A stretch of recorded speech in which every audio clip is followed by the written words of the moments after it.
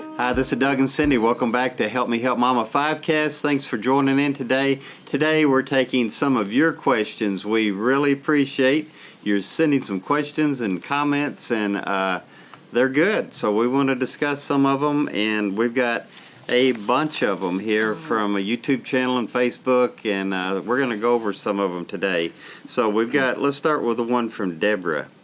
Okay, there are a lot of caregivers out there, and each one faces different issues, different times of the day.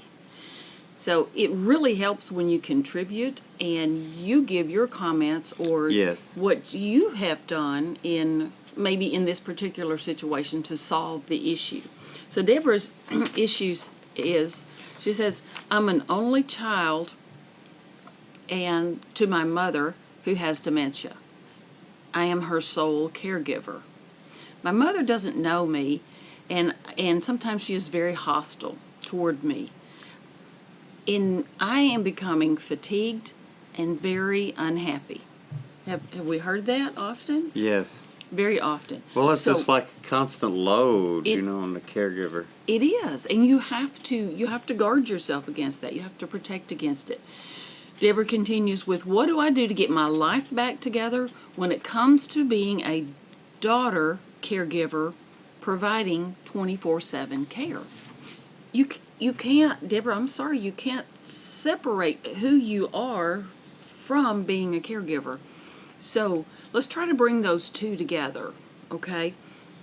Number one, I would say, do something for yourself. Yeah, that's important. Caregiver burnout, we see that all the time. That we've talked in earlier episodes, caregiver burnout, talked about compassion fatigue. And compassion fatigue sounds almost bad, but I mean, I think it's a real thing. If you're there, she said she was the sole caregiver, you're there 24/7. every day, just you, all day, every day. And you see caregivers that know better, and it's just them, but they say, can't you remember anything? Or they say something like that. And then afterwards they feel bad about themselves. Yeah. Well, matter of fact, I heard a funny story. It wasn't a story, it's a real, where a wife said that to her husband, can't you remember anything? And it was in his moment of lucidity, I guess. And he said, no, I've got Alzheimer's. And they both just sat on the floor and laughed. No, I can't remember anything. I've got Alzheimer's. And so, it helps just to get out of the house. It helps to get some training.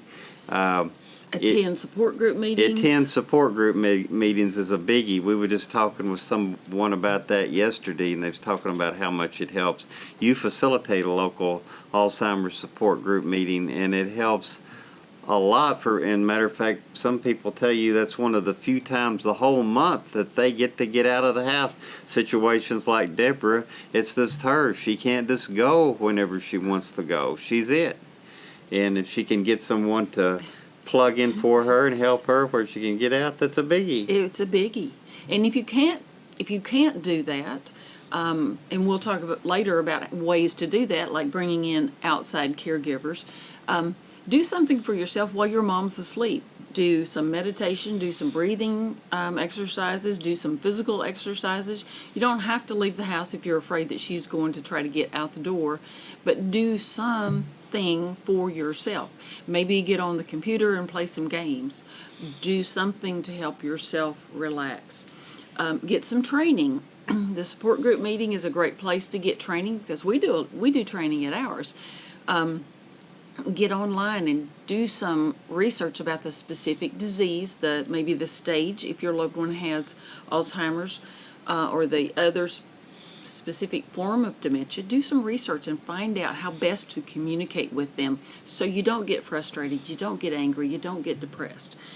And training is a biggie. We were just talking about another state, Iowa, that it has passed the CARE Act, and when someone is discharged from the hospital, they do more formal training at the hospital with the caregiver before the person is taken home, so the caregiver won't be so stressed and will know more what to do. I know a lot of times in the past it was inadvertent, but they just send them home and basically go home and figure it out, which is not good. No. And so there are best practices and there are things that help. So, try to get some help and assistance in this area. So take care of yourself, get some more education on it. Another thing you can do is find something that your loved one enjoys, like maybe music, if that will calm them down. My mom always liked looking at photographs Yes. in magazines.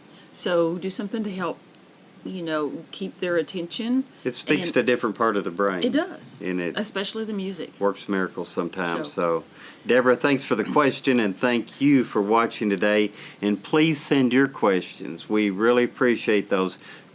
Comment below and let us know your comments on this question and other issues that you're experiencing now or the ones that you're taking care of. Thanks for watching and have a great week. And thanks for being a caregiver for your loved one. You're making a huge difference in their life. So if you like this video, give us a thumbs up, and if you want to see more videos like this, click on the subscribe button to subscribe to this channel, and click on that little notification bell to be notified the next time we do a video. And if you want to interact with us, check out the description below and leave us a comment and let us know what legal or caregiver topics you'd like to hear about.